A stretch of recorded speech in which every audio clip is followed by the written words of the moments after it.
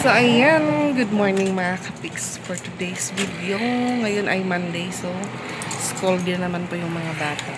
So ngayon punta pa ako kinarusan dahil ilalabas ko naman po yung motor. Then, yun nga, paanda rin ko kung gagana po agad. Buti na lang po humupa po yung ulan kasi umulan na naman po kanina mga kapiks.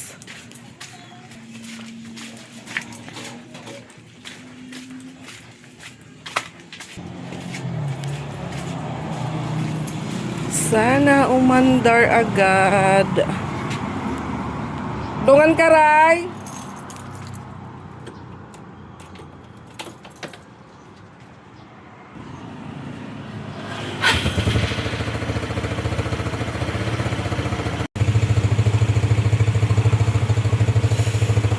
Painitin po muna natin. So yung upuan niya, ayan. Kailangan na po itong palitan kasi yung tubig pumapasok sa upuan.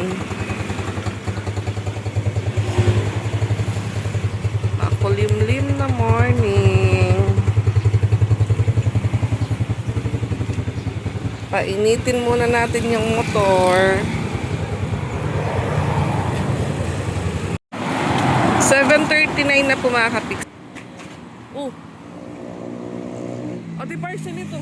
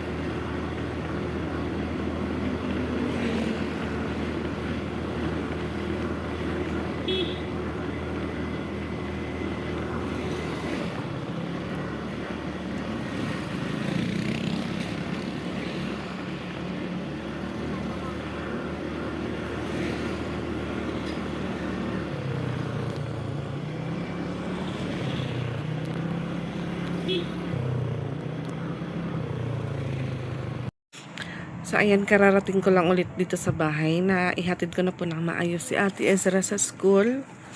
At yung sunod ko naman po na ihahatid si Patpat. So sabay po si Piyang siguro nagbibihis pa. Patiklo pa din alamin sa Pat.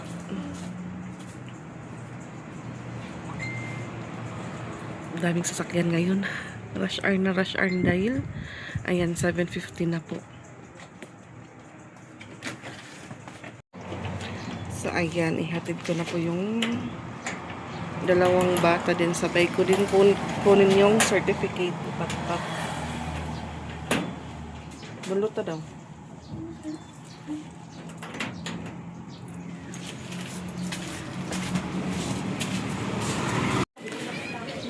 Yan, umulan naman po.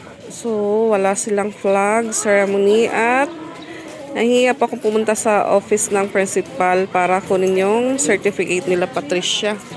So, yung ibang room bukas na, yung iba naman close pa. Yung grade 4 room close pa po.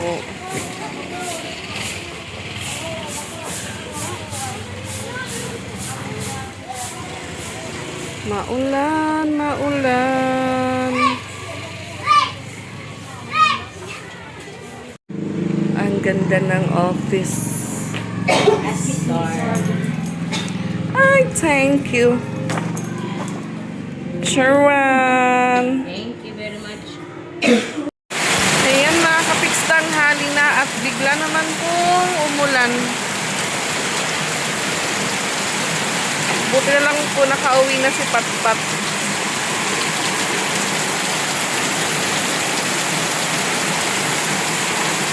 Madami naman po kaming tubig.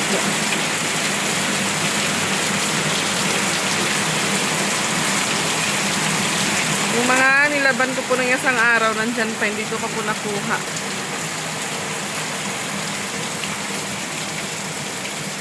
Ayan, humina.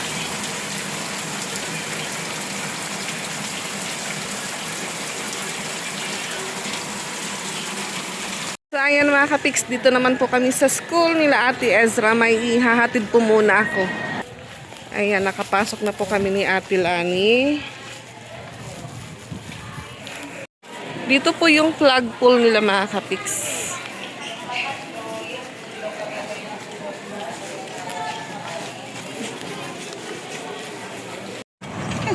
So, ayan mga kapiks, punta naman po kami ng Rotonda. Dahil yun nga ho, bali yung birthday po bukas ni Ate Ezra. Yung venue po is nasa school, so surprise birthday po yun para sa kanya kasi nag-expect po siya na wala siyang handa. Kasi yun nga, sabi ko walang pera yung papa mo.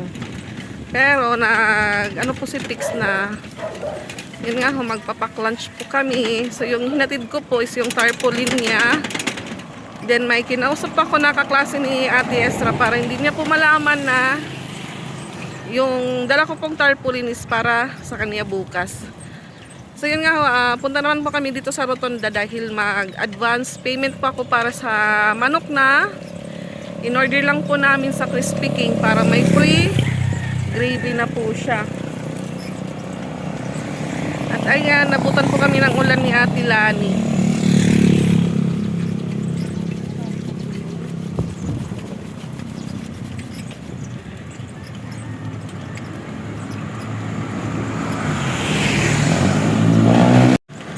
Makulimlim na umaambon. So wala pa naman pong sinusundo si Ate Lani kasi alas 2 pa lang po ng hapon. So, sabi ko sa kanya, tara pasyal tayo ng Rotonda.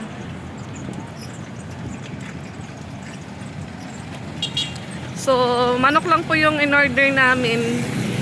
Pero yung kanin, ako na lang po yung magluluto bukas. Tapos may drinks din pong pinabili si Pix. So nailagay ko na din po sa ref. Sa pagkakalam ni Ate Ezra, binebenta ko po yun. So wala po talaga siyang alam na matutuloy po yung gusto niyang celebration sa room nila. So magpapa-advance reservation po tayo dito sa Crispy King. And yun nga, bumili din pa ako ng gravy cup.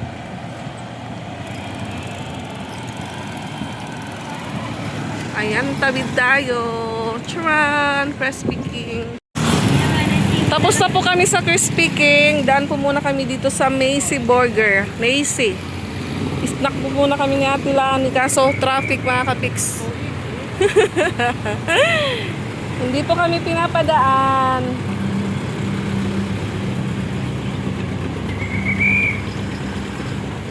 Badawi ma'am, di kami papatabok.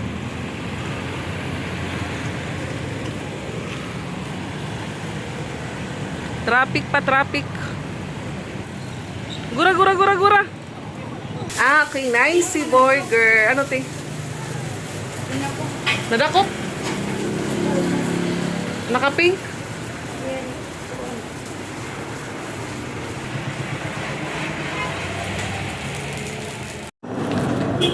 Ayan, snack po tayo. Soft drinks tsaka burger. Pasok.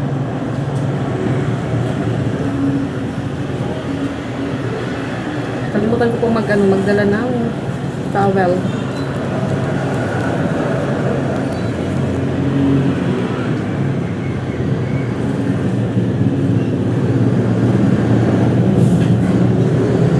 Ang lamig.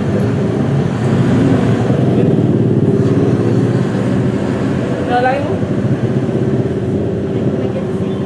Ah.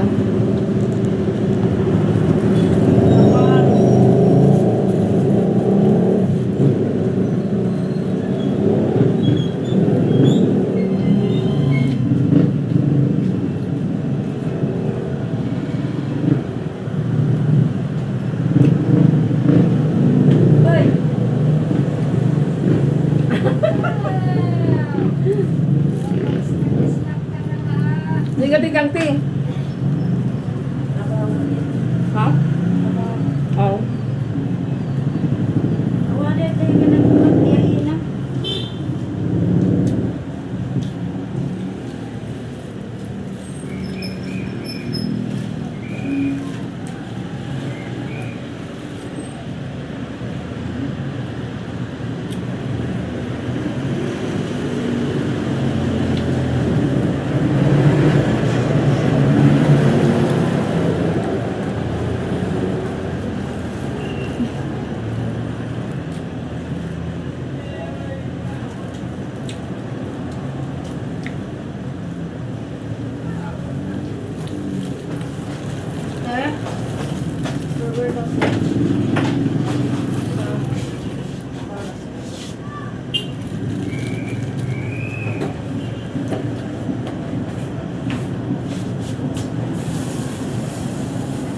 Papakit.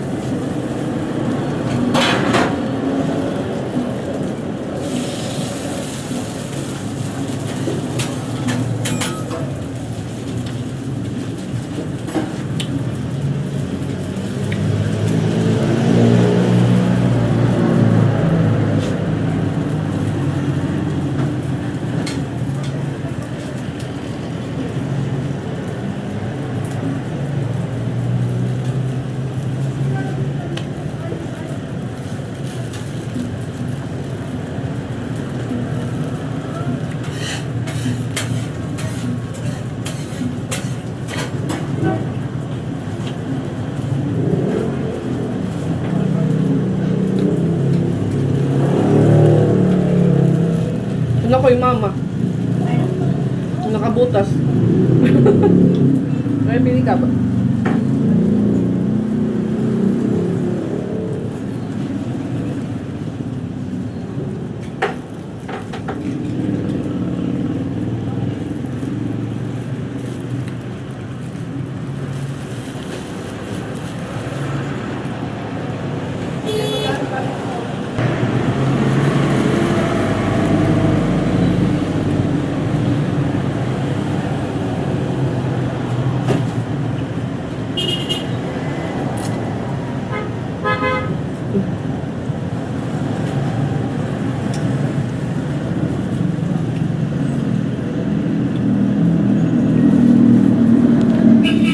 Tapat po ng Borgira, doon po yung may nagtitinda ng lechon. Yung maliit na tindahan. Nagtitinda po sila tuwing Sunday Domingo de Rameda lechon Diyan po. So tapat po dito yung 7-Eleven, Charan, at yung Andox.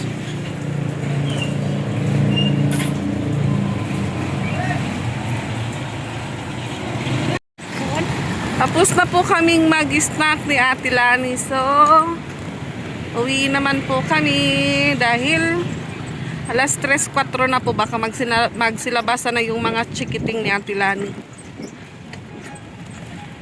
Aray, matira pila si Bawal na nga to?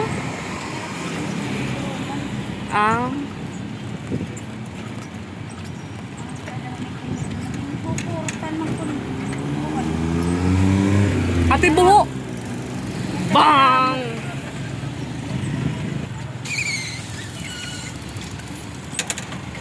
Okay.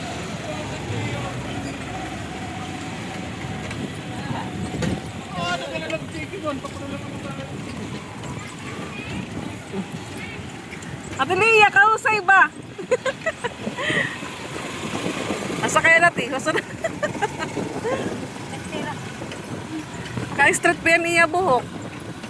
Wow, baboy. Lalit siya nun.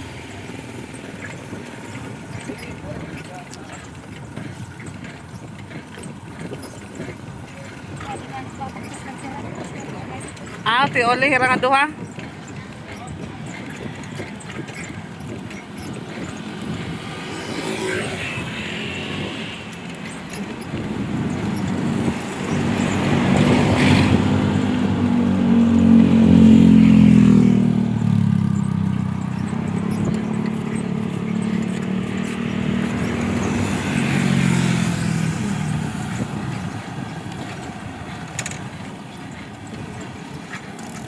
Ito po yung tinatawag na mix. Ay sikat ng araw na ano. Ako limlim.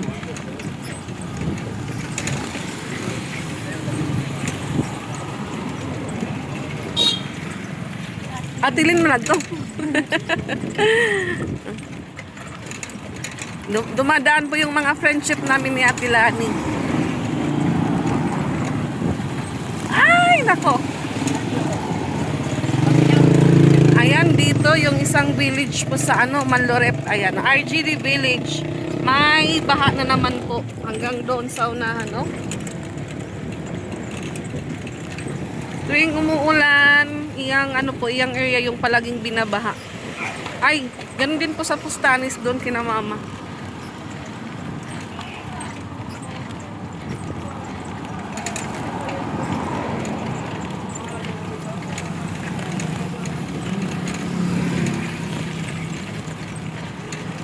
Sana ma-surprise po namin si Ate Ezra bukas. At si Patpat yun nga ho, hindi po siya papasok dahil sasama po siya doon sa ano, sa school. Mag-surprise sa atin niya.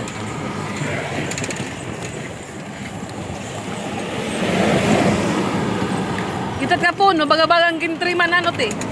Ito man nga puno. Ha? Ah, ginot na nito.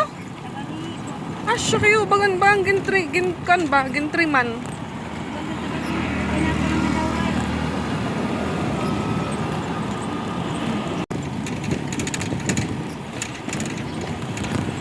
Kita ka dito eh.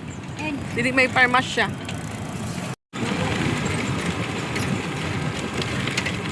So, ayan. Malapit na po tayo sa Pustanis. Idinaanan po kami sa pharmacy kasi wala silang stock.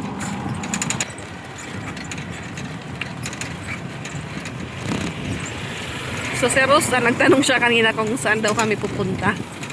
Sabi ko, punta kami ng high school. So siya naman pupunta dito sa Pustanis dahil may fun run po sa ano, February 28. So kasama po silang tatakbo. Charis. Kasama sila sa ano, fun run.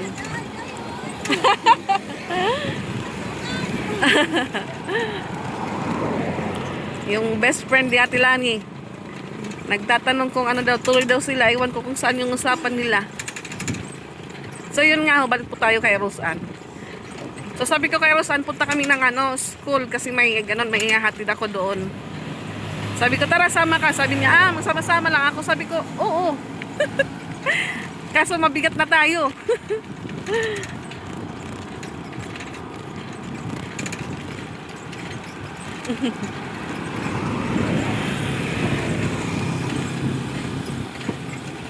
Ay, susirado, te.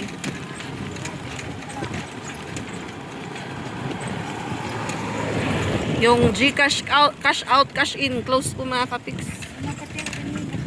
Hindi po tayo makakapag ano, cash out. Pay for roses. Ang pagpili ko, nagmamata na yung route eh. Pansit pa din nira pansit. Para pabalipan manguli.